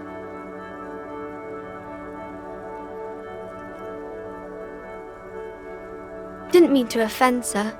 Sorry, sir. It's just that you don't look like Dick Mullen.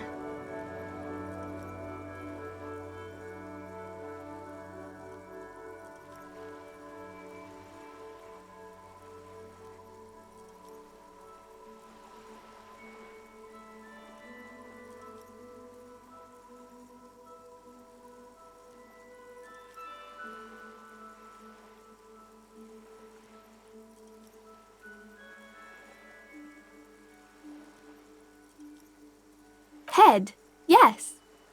No, it's your soul. Your blue soul. No, your resilience.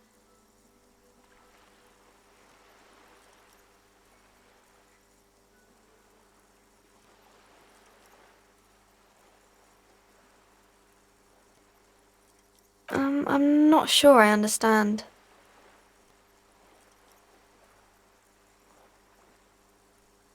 If you say so, sir. He's just a fictional character. He's no match for your soul. Maybe you can show me some real police work, sir. Like in the books.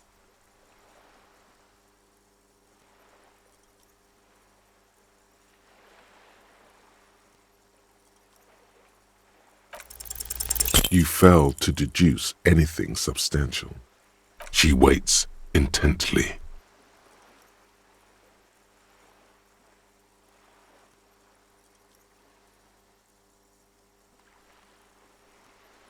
Come on, anyone would notice that.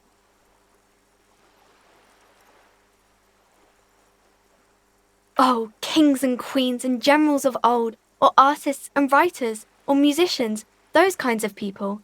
There's usually something extraordinary about them. I think that's why people read them, to find the secrets of their fame. I don't know about that, but I imagine life is great when you're famous.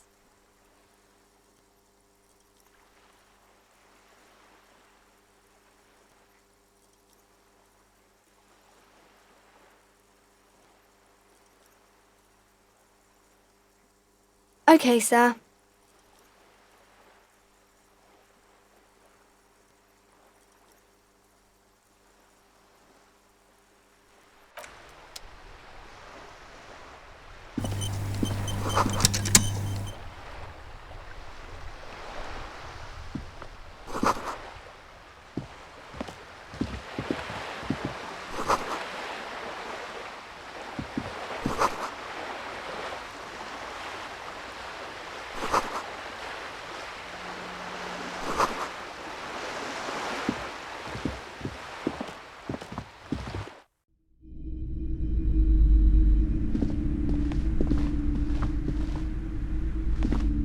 The display rack is brimming with worn paperbacks featuring an extremely muscular, sword-wielding barbarian on the cover. Nearly all the titles contain the word Heimdall somewhere. Rows and rows of Heimdall men blur your vision. You make out some titles. Man from Heimdall and the Mammoth Riders. Man from Heimdall, Return to Heimdall. And the solipsistic Man from Heimdall and the Heimdall Man. Maybe 100. Man from Heimdall and the sages at the end of the world. Man from Heimdall and the false god. Man from Heimdall and the scorched earth. Man from Heimdall, the Heimdall colonies. Those snow crabs are worse than they sound. The display rack before you is burdened under piles of Man from Heimdall novels. A twinge at the back of your head makes you flinch. Your eye starts twitching. Your hand reaches toward a book with glossy cover art of the very muscular Man from Heimdall in chains, kneeling in front of a staircase leading to a throne. A woman sits on the throne, leering at the man. She's laughing at him, belittling him. Between the throne and the Heimdall man lies a bonfire, casting shadows on the wall. The shadow of the woman's headdress looks like a pair of devil horns. The title reads, Man from Heimdall and the Devil Woman. The display rack before you is burdened under piles of Man from Heimdall novels.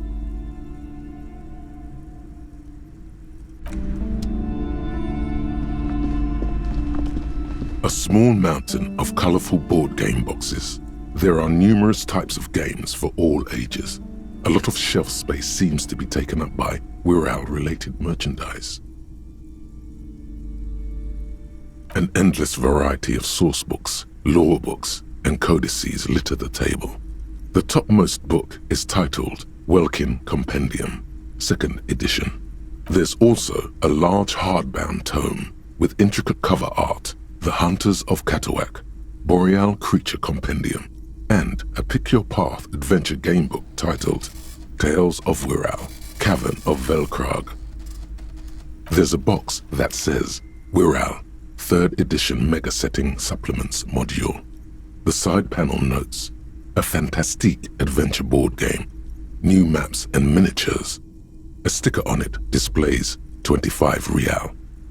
Nonsense for anemic Beano-clads.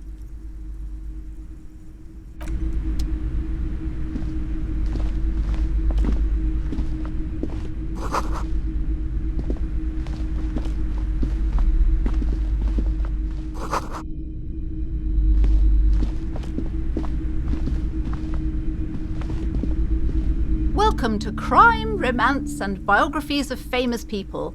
My name is Plaisance. Be welcome, and please take responsibility for the energy you bring into this space. A golden pendant hangs around the woman's neck in the shape of what looks like a tiny fish head trapped in amber.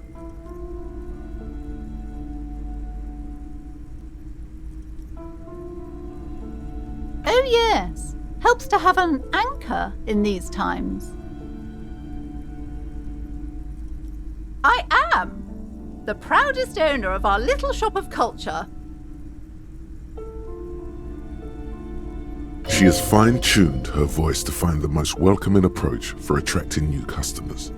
It doesn't work.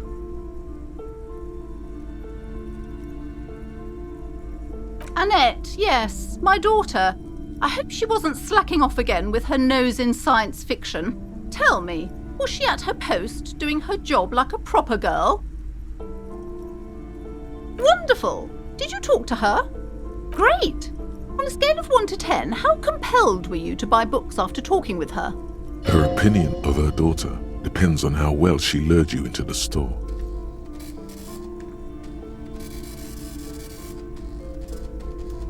My precious, her dedication brings joy to my heart. If you have children, I hope they turn out as great as my Annette.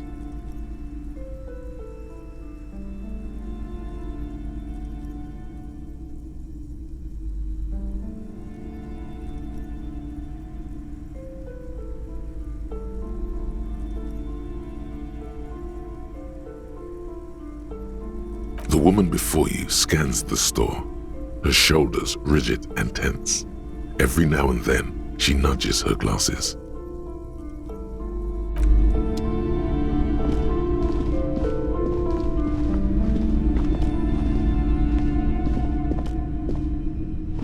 These shelves are overburdened with books from the same series. You see the name Dick Mullen over and over. Crime fiction is a disgrace, an asinine misrepresentation of the physical attributes of the arduous everyday work of actual police officers. These books greatly overstate the excitement of police work, glossing over how long it takes to actually follow up on leads and eliminate dead ends. Furthermore, they have no idea how hard it is to simply remove a body from a tree. What's more, they completely ignore the psychological hardships of year after year coming into contact with people during the worst days of their lives. Not a single mention of all the stress this work creates upon the officer's family. Detective fiction just doesn't tell the truth at all. Now, would you like a list of all the books found on the shelf? You see Dick Mullen on the job. Get Me Mullen. The Stalwart Adventures of Richard P. Mullen. Dick Mullen and the Murder in the Orchard. The Sordid Affair of Dick Mullen. A killing is declared. Dick Mullen in the Murder House. The Final Case of Dick Mullen. An obvious lie. Dick Mullen in the Clock Tower. The Ordeals of Dick Mullen. Dauntless Dick. Dick Mullen's Funeral Pyre. The Murder of Dick Mullen. Oh no, turns out he faked it to solve a case. Yes, there's also The Dame Who Did It. Farewell, my Mullen. Faking death seems to be a common trope in the Mullen series. The morbid tales of Dick Mullen. A dark tide turns. Tragedy calls for Dick Mullen. Another one with fake death. And, of course, Dick Mullen, the murderer. In order to catch a murderer, Dick Mullen must become the murderer. Come on. This is not the way real police solve crimes. The real police are some 20 kilometers away, sitting in an armored motor carriage. Come on, Chester. Tell the story again.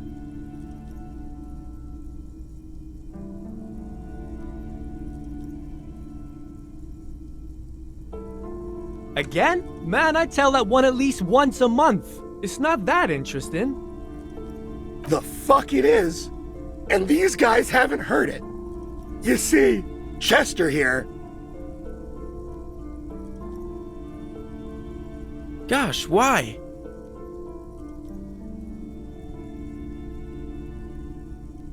A very fucking dangerous case, ain't that right, Chester? They almost got you that time. Yeah, sure came close. Alright, so I was tailing this guy called Francis the Shoe. After all this, you still haven't found the answer to the one question that matters. Who is Dick Mullen? Your quick eye notices a small caterpillar crawling across the spine of a book. The title reads, Dick Mullen and the Mistaken Identity. A worn paperback from Dick Mullen's classic Hard-Boiled Phase. The premise seems to be that Dick Mullen is framed for the murder of his best friend and has just a few days to prove his innocence. Could it be the motifs of unstable identities and shocking betrayals?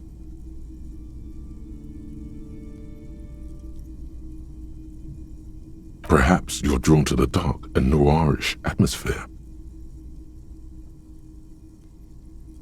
Is it because the smoking dame in the slinky red dress on the cover is giving you a hard-on? Yes, it is. The bulge in your pants is embarrassingly obvious. Relax. It's not that bad. Also, this means your blood flow is returning to normal. Good news, really. Something the matter, detective?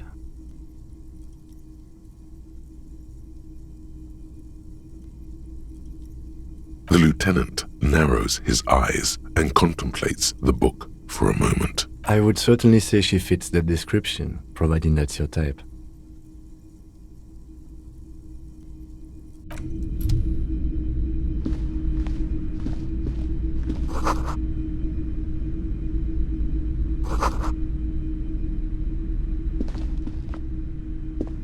The plaque on the shelf reads, Biographies of Famous People.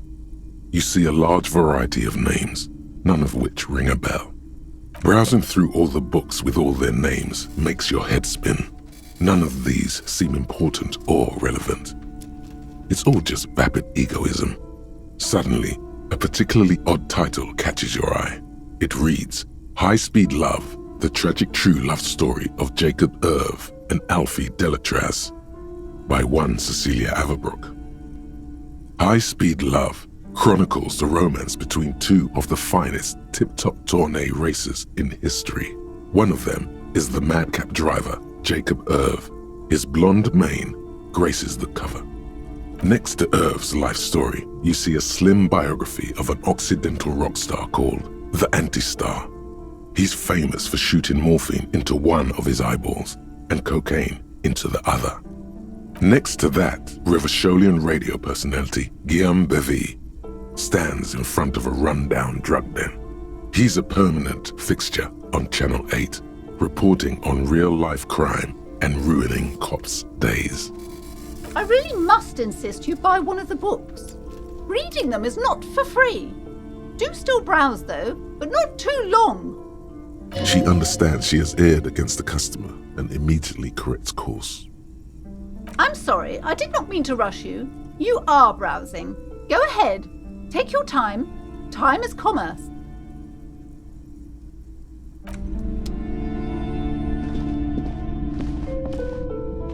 Several maps have been attached to a bulletin board hidden inside the alcove. They're held up by small pins. The board has come loose from one corner. The maps look old and faded. Your eye catches a map of Insulinda, a map of Revachol, and a map of Martinaise. The north coast of a verdant island is shattered by the delta of a river. It is the River Esperance. Countless bridges put the shards back together, connecting city blocks to river islands. La Delta says a great artificial heart in the center, teeming with life forms and construction. To the east, rolling hillsides, Le Jardin, Stella Marie, the suburbs of Saint-Baptiste, swallowed up into the megacity. They sound rich to you. This is Revachol East. Hudon, it's somewhere to live, not bad. Then there's Jamrock. It's bad. People shouldn't live there, but they do. Then Forburg. It's almost as bad and much larger. Then Coal City. It's the worst. It's so small you can't even see it on the map. No, wait. There it is, north of Jamrock, the strip of coast next to the Greater Revachol Industrial Harbour. It looks downright despondent. It's almost Coal City, to be honest. No, Coal City is worse. A charred limb. Rain falls on its slick black streets. And then there's the burnt-out quarter in the heart of Jamrock. Is it cold in this bookstore? Or is it just you? No, this is somewhere to be. This is all you have. But it's still something. Streets and sodium lights, the sky, the world. You're still alive.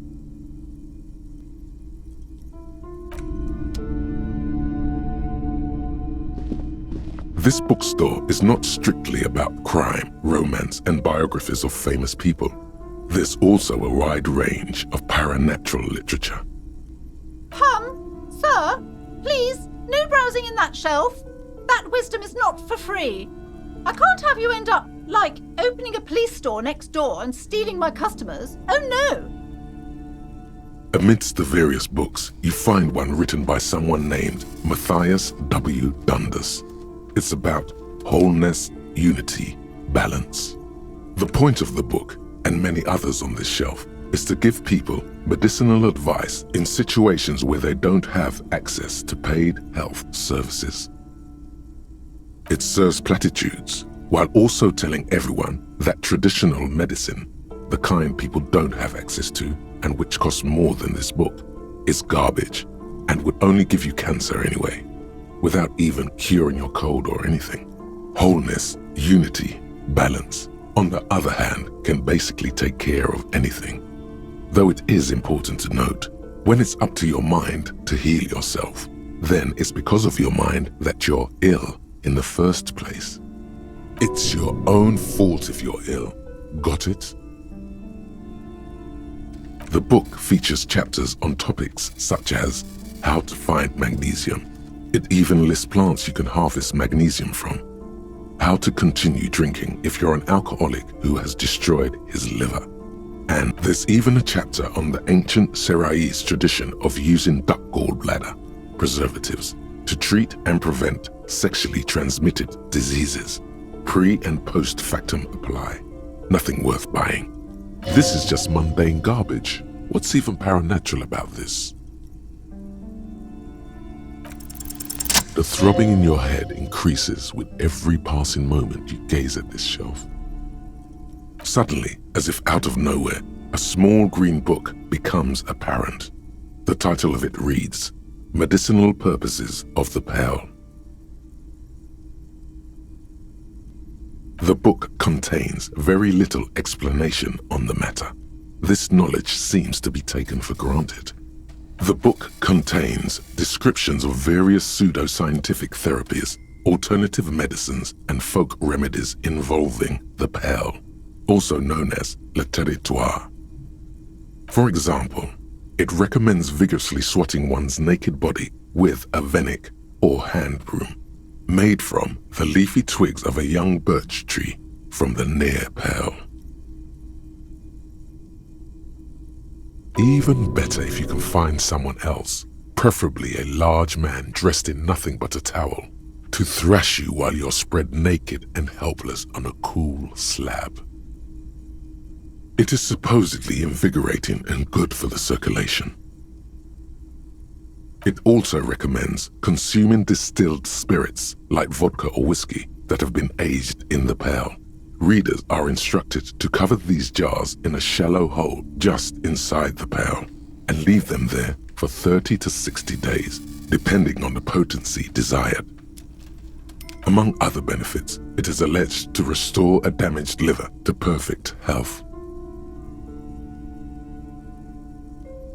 For general health and well-being, readers are encouraged to take regular strolls through the pail, though a sidebar cautions readers to limit each stroll to less than an hour. These strolls promise to cleanse the mind of worries and the body of toxins, especially if the perambulator performs this ritual in the nude. Nudity figures prominently in a number of these prescriptions. This is exactly what you need. I don't know. I don't want to be the party pooper, but this pale territory sounds sort of dangerous. Maybe you shouldn't walk in it naked. There's an entire section devoted to cures for men who are struggling to perform their marital obligations. You close the book and return it to its place on the shelf.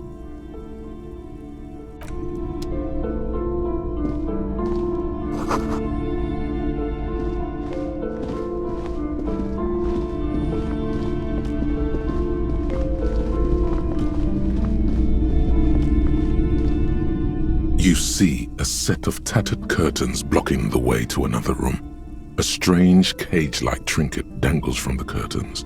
Excuse me, officer. The back room is strictly for employees only.